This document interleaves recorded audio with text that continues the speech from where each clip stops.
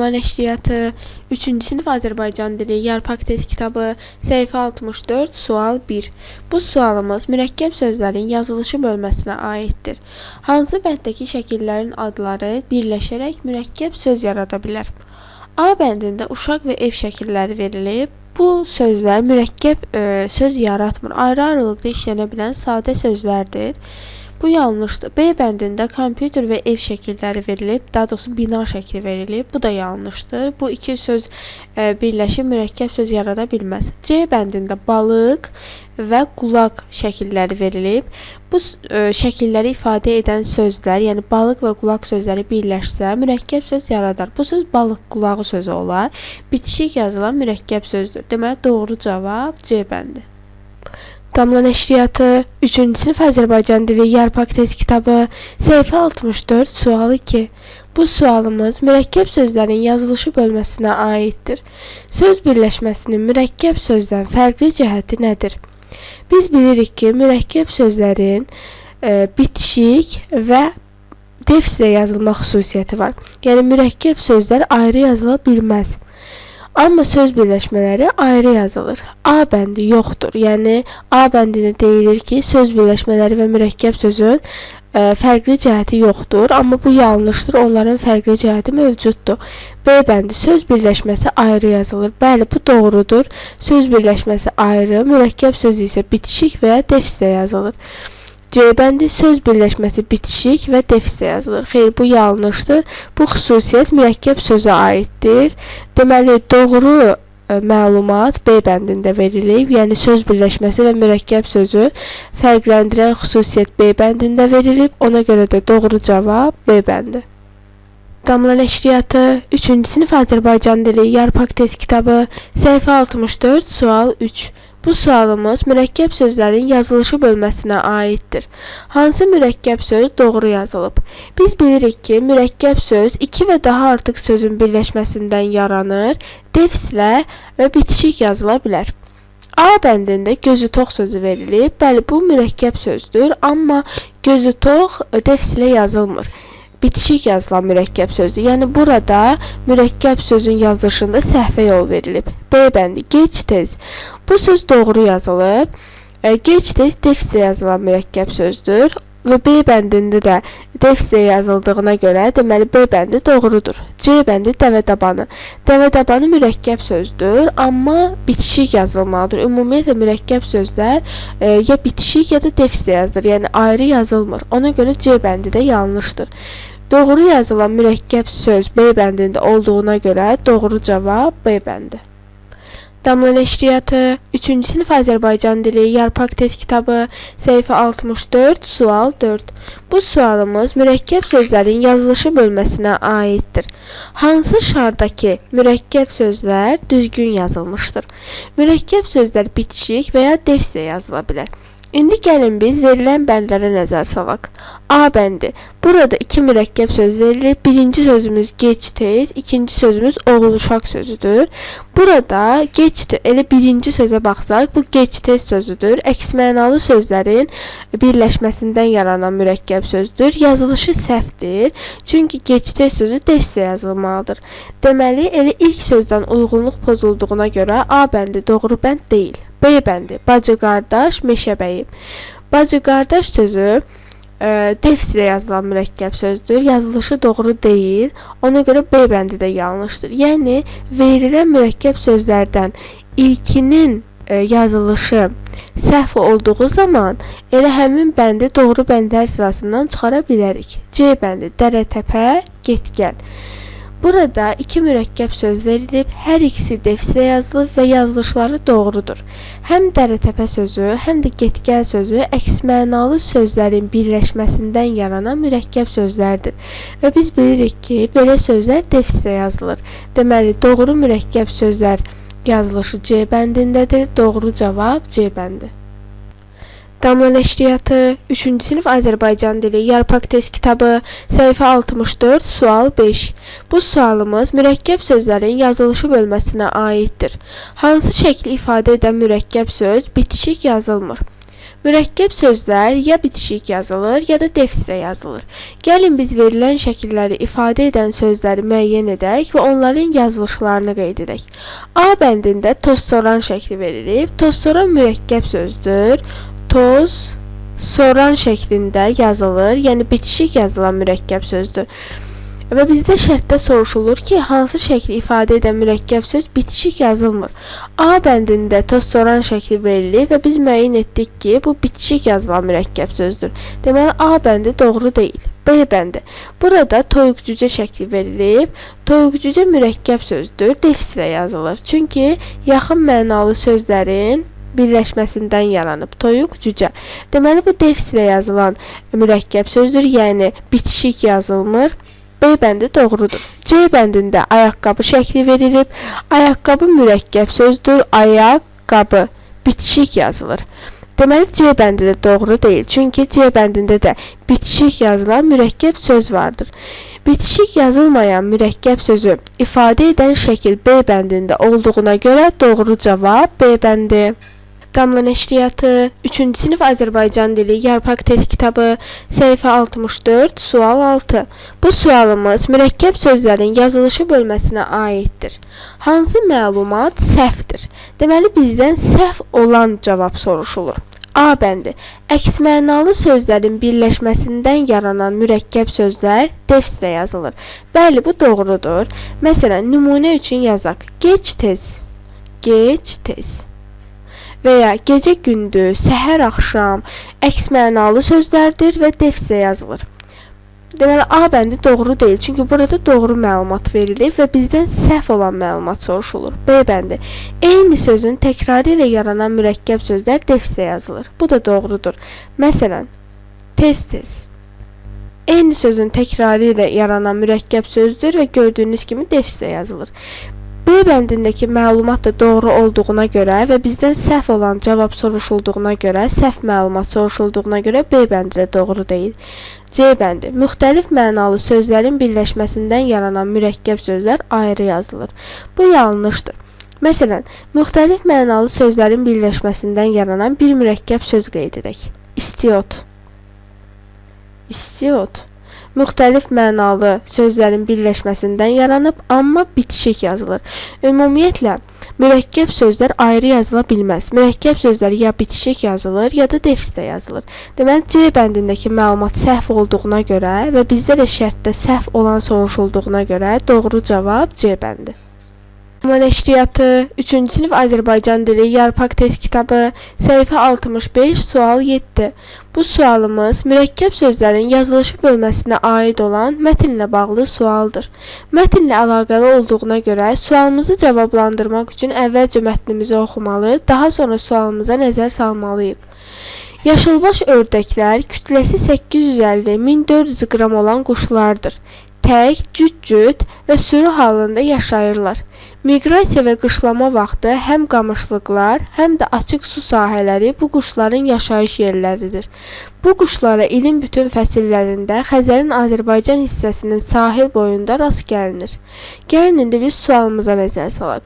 Fərqləndirilmiş sözün izahı hansı bənddə verilmişdir? Fərqləndirilmiş söz miqrasiya sözüdür. Gəlin indi bəndlərə baxaq. A bəndi heyvanlar haqqında elm deməkdir. Xeyr, bu yanlışdır. Miqrasiya bu demək deyil. B bəndi quşların təbiətdəki yaşayış yeri deməkdir. Xeyr, bu da doğru deyil. C bəndi köçmək mənasında işlədilən sözdür. Bəli, bu doğrudur. Hətta biz cümləyə də baxsaq, miqrasiyanın nə demək olduğunu anlaya bilərik. Məsələn, deyilir ki, miqrasiya və qışlama vaxtı həm qamışlıqlar, həm də açıq su sahələri bu quşların yaşayış yerləridir. Qışlama vaxtı deyirsə, deməli digər tərəfdə də, yəni köçmə və qışlama vaxtı. Deməli, doğru cavab, yəni fərqləndirilmiş sözün izahı doğru şəkildə C bəndində verildiyinə görə doğru cavab C bəndi. Damla nəşriyyatı, 3-cü sinif Azərbaycan dili yarpaq test kitabı, səhifə 65, sual 8. Bu sualımız Mürəkkəb sözlərin yazılışı bölməsinə aid olan mətnlə bağlı sualdır. Əvvəlcə mətnimizə nəzər salaq, daha sonra sualımızın doğru cavabını müəyyən edək. Yaşılbaş ördəklər kütləsi 850-1400 qram olan quşlardır. Tək, cüt-cüt və sürü halında yaşayırlar. Miqrasiya və qışlama vaxtı həm qamışlıqlar, həm də açıq su sahələri bu quşların yaşayış yerləridir. Bu quşları ilin bütün fəsillərində Xəzərin Azərbaycan hissəsinin sahil boyunda rast gəlinir. Gəlin indi sualımıza nəzər salaq.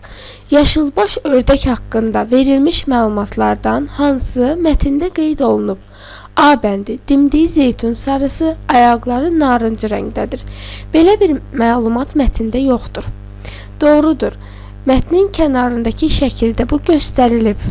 Amma mətn daxilində, yəni bizdən mətn daxilində olan məlumatlar soruşulduğuna görə mətndə belə bir məlumat yoxdur. Deməli, A bəndi yanlışdır.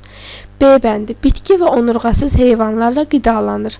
Bu məlumat da mətndə yoxdur. C bəndi, Xəzərin sahillərində rast gəlmək mümkündür. Bəli, bu doğrudur. Mətnin sonuncu abzasında deyilir. Bu quşlara, yəni yaşılbaş ördəklərə ilin bütün fəsillərində Xəzərin Azərbaycan hissəsinin sahil boyunda rast gəlinir. Deməli, doğru cavab mətndə verilən məlumat C bəndindədir. Doğru cavab C bəndi. Damla nəşriyyatı 3-cü sinif Azərbaycan dili yarpaq test kitabı səhifə 65 sual 9. Bu sualımız mürəkkəb sözlərin yazılışı bölməsinə aid olan mətnlə bağlı sualdır. Gəlin əvvəlcə mətnimizi oxuyaq, daha sonra sualımızın cavabını müəyyən edək. Yaşılbaş ördəklər kütləsi 850-1400 qram olan quşlardır. Tək, cüt-cüt və sürü halında yaşayırlar. Miqrasiya və qışlama vaxtı həm qamışlıqlar, həm də açıq su sahələri bu quşların yaşayış yerləridir. Bu quşları ilin bütün fəsillərində Xəzərin Azərbaycan hissəsinin sahil boyunda rast gəlinir. Gəlin indi sualımıza nəzər salaq. Mətndə hansı sualın cavabı yoxdur? A bəndi. Yaşılbaş ördəyin yaşayış yerləri necə sahələrdir? Bu sualın cavabı mətndə var. Göstərilir ki, miqrasiya və qışlama vaxtı həm qamışlıqlar, həm də açıq su sahələri bu quşların yaşayış yerləridir. Deməli, bu sualın cavabı mətndə olduğuna görə A bəndi doğru deyil. B bəndi. Yaşılbaş ördəyin çəkisi nə qədərdir? Bu məlumat da, yəni bu sualın cavabı da mətndə var. Yaşılbaş ördəklər kütləsi 850-1400 qram olan quşlardır. Deməli, sualın cavabı mətn daxilində olduğuna görə bu da doğru deyil. C bəndi, yaşılbaş ördək necə çoxalır? Bu məlumat mətn daxilində yoxdur. Yəni, sualın cavabını mətndə biz görmürük. Deməli, mətndə cavabı olmayan sual C bəndindədir. Doğru cavab C bəndi. Damla nəşriyyatı 3-cü sinif Azərbaycan dili yarpaq test kitabı səhifə 65 sual 10. Bu sualımız mürəkkəb sözlərin yazılışı bölməsinə aid olan açıq tipli tapşırıqdır. Verilmiş ifadələrdən mürəkkəb sözlər düzəldib uyğun sütunlara yazın. Bizə bir neçə söz verilib, gəlin biz bu sözlərdən uyğun olaraq mürəkkəb sözləri yaradaq.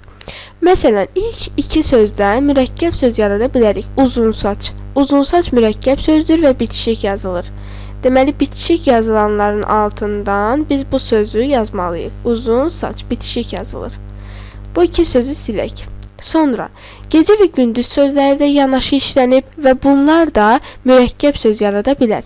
Bu zaman defislə yazılan mürəkkəb söz yaranacaqdır. Çünki bu sözlər əks mənalı sözlərdir və əks mənalı sözlərin birləşməsindən yaranan mürəkkəb sözlər defislə yazılır.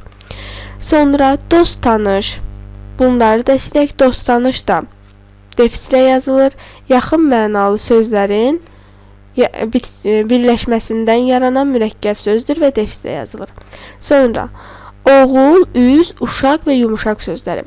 Oğul, uşaq sözü də mürəkkəb söz yaradır. Oğul, uşaq. Yaxın mənalı sözlərin birləşməsindən yaranır və defislə yazılır. Və nəhayət, üz və yumuşaq sözləri. Üzü yumuşaq. Üzü yumuşaq bitişik yazılan mürəkkəb sözdür. Üzü yumuşaq. Və bitişik yazılır və mürəkkəb söz yaradır. Deməli, biz verilən bütün sözlərdən uyğun olaraq mürəkkəb sözlər yaratdıq. Bitişik yazılan mürəkkəb sözləri bir sütunda, defislə yazılanları digər sütunda qeyd etdik. Sonda qeyd edim ki, mürəkkəb sözlər ya bitişik ya da defislə yazılmalıdır. Yəni ayrı yazılan mürəkkəb söz yoxdur. Damla Nəşriyyatı 3-cü sinif Azərbaycan dili Yarpaq test kitabı səhifə 65 sual 11. Bu sualımız mürəkkəb sözlərin yazılışı bölməsinə aid olan açıq tipli tapşırıqdır. Mürəkkəb sözlər düzəldin. Bizə sütunlarda sözlər veririk. Biz bu sözlərə uyğun olaraq əlaqələndirib onlardan mürəkkəb sözlər yaratmalıyıq. Məsələn, birinci sütunda verilən ilk söz kəklik sözüdür. Kəklik sözünü biz digər sütunda otu sözü ilə birləşdirsək, kəklik otu mürəkkəb söz yaranar. Digər tərəfə yenə baxaq. Qara, sağ tərəfdə isə toyuq sözlərini götürək, qara toyuq. Bu zamanda mürəkkəb söz yaranar və nəhayət kəllə paça. Bu da mürəkkəb söz yaradar.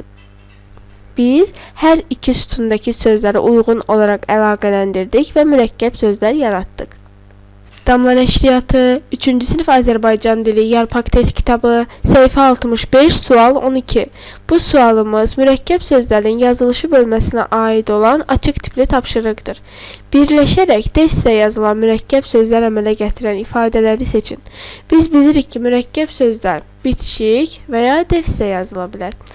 Bizdən defislə yazılan mürəkkəb sözləri tapmaq tələb olunur. Bir neçə söz verilmişdir. Məsələn, gediş və gəliş sözlərini işarələyək. Gediş, gəliş. Bu, əks mənalı sözlərin birləşməsindən yaranan mürəkkəb sözdür. Yəni, gediş, gəliş sözü və defislə yazılır. Deməli, bu iki söz mürəkkəb söz əmələ gətirir və bu mürəkkəb söz də defislə yazılır. Sonra, kitab, dəftər. Yaxın mənalı sözlərin birləşməsindən yaranan mürəkkəb sözdür və defislə yazılır. Digər sözlərə nəzər salaq. Məsələn, stol üstü. Stol üstü də mürəkkəb sözdür, amma bu defislə yazılmır. Bitişik yazılır. Və ya hazır cavab. Bu da bitişik yazılan mürəkkəb sözdür. Və ya hərdən bir. Yəni, bütün bunlar digər sözlər də mürəkkəb söz yaradır. Amma defislə yazılan mürəkkəb sözlər yaradan verilənlər, yəni sözlər, gediş, gəliş, yəni gediş və gəliş sözlərdir. Kitab və dəftər sözlərdir. Kitab, dəftər də defislə yazılan mürəkkəb söz sayılır. Daha çox video yükləməyimizi istəyirsinizsə, kanalımıza abunə olmağı və videolarımızı bəyənməyi unutmayın.